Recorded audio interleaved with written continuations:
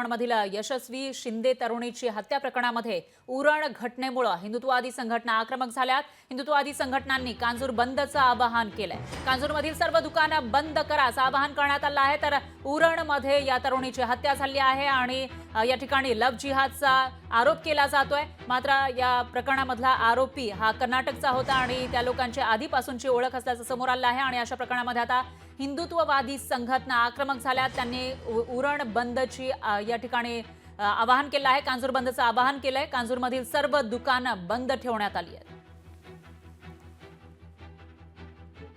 तर या हत्येमधील आरोपीला कठोरात कठोर शिक्षा द्या अशी मागणी केली जाते आणि त्याच पार्श्वभूमीवर उरण घटनेमुळे हिंदुत्ववादी संघटना आक्रमक झाल्यात। लव्ह जिहादचा आरोप हिंदुत्ववादी संघटनांकडून केला जातोय, त्यामुळे कांजूर बंदचं आवाहन करण्यात आलंय।